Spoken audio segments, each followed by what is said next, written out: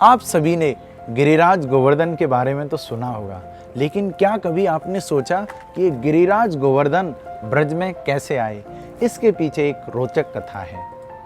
काशी में निवास करने वाले पुलस्त मुनि एक ऐसे स्थान की तलाश में थे जहाँ पर वो तपस्या कर सकें, और उसी तलाश में वो सलमली द्वीप पहुँचे। और सलमली द्वीप में उन्होंने देखा कि बहुत ही सुंदर गिरि गोवर्धन विराजमान है। गिरि गोवर्धन की सुंदरता से मुग्ध होकर वो गिरि गोवर्धन के पिता गिरि द्रोण के पास जाते हैं और गिरि गोवर्धन को उनसे मांगते हैं। द्रोण का मन तो नहीं था गोवर्धन को देने का, लेकिन द्रोण न चाहते हुए भी मुनि की बात रखने के लिए उनको गोवर्धन को दे देते हैं। लेकिन गोवर्धन एक शर्त रखते हैं कि जब भी आप मुझे यहाँ से लेकर जाओगे और बीच रास्ते में यदि आपने कहीं पे भी मुझे रख दिया तो मैं वहीं पर रह जाऊंगा। तो पुलस्त मुनि ने इस शर्त को स्वीकार कर लिया। तो चलते चलते जब गोवर्धन को पुलस्त मुनि लेकर आते हैं और बीच में ब्रजमंडल आता है, और भगवान की योग माया की एक ऐसी कृपा हुई कि ब्रजमंडल में आते ही पुलस्त मुनि को नित्य क्रियाकर्म करने का आभास हुआ और उन्होंने गोवर्धन को वहीं पर रख दिया।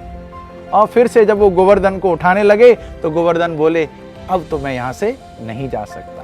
तो इस प्रकार गिरि गोवर्धन ब्रज में आए, और जब भगवान श्री कृष्ण ब्रज में लीलाएं कर रहे थे, दीपावली का समय था, सभी ब्रजवासी वहाँ पर पकवान बना रहे थे।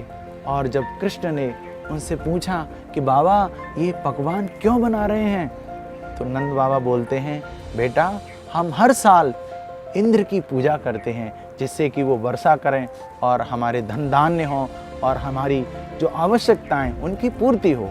तो कृष्ण बोलते हैं, बाबा लेकिन सारी हमारी आवश्यकताओं की पूर्ति तो गोवर्धन करते हैं, सब कुछ तो हमें गोवर्धन से मिलता है, हमें इंद्र की पूजा करने की जरूरत क्यों है?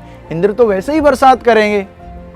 तो नंद बाबा सोच में पड़ गए, और इस प्रकार भगवान कृष्ण ने सभी ब्रजवासियों को इंद्र की पूजा छोड़ के गोवर्धन की पूजा करने के लिए राजी कर लिया। और फिर क्या था, धूमधाम से गिरिराज गोवर्धन की पूजा की गई, उन पर चढ़ावा दिया गया, और इस प्रकार इंद्र की पूजा करना ब्रजवासियों ने बंद कर दिया। तो ये बात जब इंद्र को पता चली तो इंद्र बहुत क्रुद्ध हो गए और उन्होंने संवर्तक को भेजकर ब्रज में मूसलाधार बरसात कर दी, पूरे ब्रज को जलमग्न करना चाहा, और सारे ब्रजवासी परेशान हो गए। तब वो कृष्ण के पास जाते हैं और कृष्ण से बोलते हैं, कृष्ण हमें बचाओ, कृष्ण हमें बचाओ।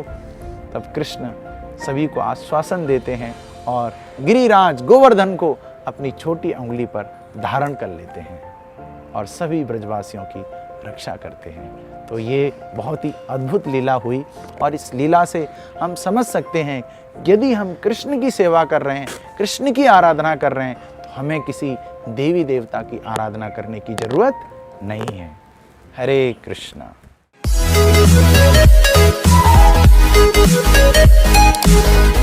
Thank you.